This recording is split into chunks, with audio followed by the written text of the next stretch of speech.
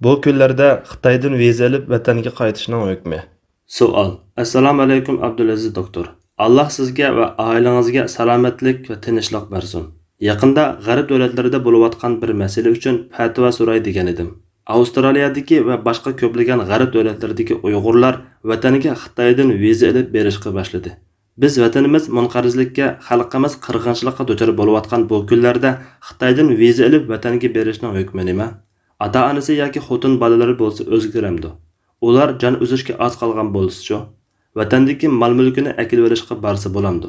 Ma'lumki, g'arb davlatlaridagi Uyg'urlarning ko'pchiligi Xitoy bizning jonimizga xavf olib keldi deb panoh tilab yerlashgan. Mushu masala to'g'riliq bizga tushuncha berishingizni so'rayman. Javob. Va alaykum assalom va rahmatullohi va barakatuh. Alloh sizga va oilangizga salomatlik va xotirjamlik ato qilsin.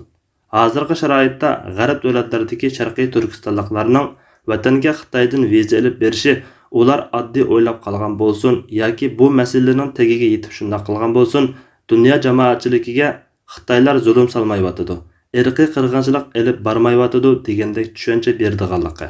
Tajovuzchi Xitoy irqiy qirg'inchilik qilyotidi deb qaqshayotgan millatimizni yolg'onga chiqardiganligi.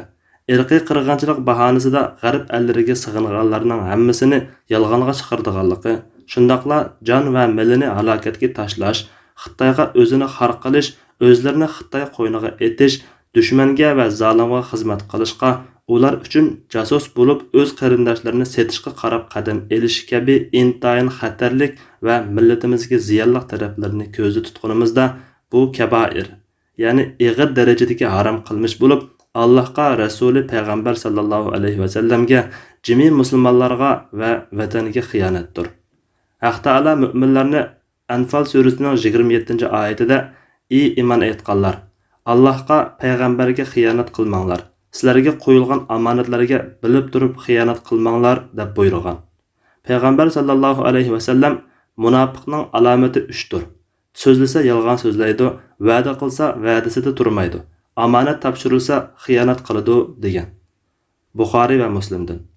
Xiyonatning turlari, shakllari nurg'un bo'lib, Allohning dushmanlariga mayil bo'lish, ularga ishonish va musulmonlar jamoatini mat qilish orqali vatanga, millatga xiyonat qilishmi xiyonatning eng qabih shakli bo'lganidek, Allohning va musulmonlarning dushmani bilan chek ayirmaslik ma'siyatimi Allohga va rasuliga xiyonat bo'ladi. Vatandan iborat amonatga xiyonat qilishmi amaliyotda hadis sharifda bayon qilinganidek nifoqning bir alomatidir. Amonatni zoya qilib xiyonatga rozi bo'lgan kishida diyonatdan asar qolmaydi.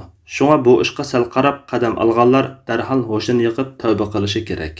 Bu xiyonatga ota-ona va bola-chaqani ko'rib olish va akilib olish yoki mol-mulkini akilib olishdak turli sabablar bahona bo'la olmaydi. Chunki Xitoy vatanga borgan Uyg'urni qarshi olib, "Xush kelibsiz, mana tuqqanlaringiz" deb ko'rishib, mol-mulkingizni olib salomat qaytib keting deb chiroyli uzitib qo'ymaydi. Ishlarning qanday bo'ladiganligi hammaga ma'lum. Bu ahvol hammamizni intayin ichindirdi va Xitoydan mehrini uzalmaslikdek maraz zihniyatning har qancha erkin dunyo deb atalgan davlatlarga xotirjam berib olganlardimi osonlikcha yo'qmaydiganlikdek ochiq haqiqatni ochib berdi. Alloh egam hammamizni yomon niyatliklarning suiqastlaridan, xiyonatkorlarning ziyonkashliklaridan saqlag'ay. U zot hammaga qodirdir. Vallohu a'lam bis-savob. Alloh eng to'g'risini bilguchidir. Fatvoda Dr. Abdulaziz rahmatulloh.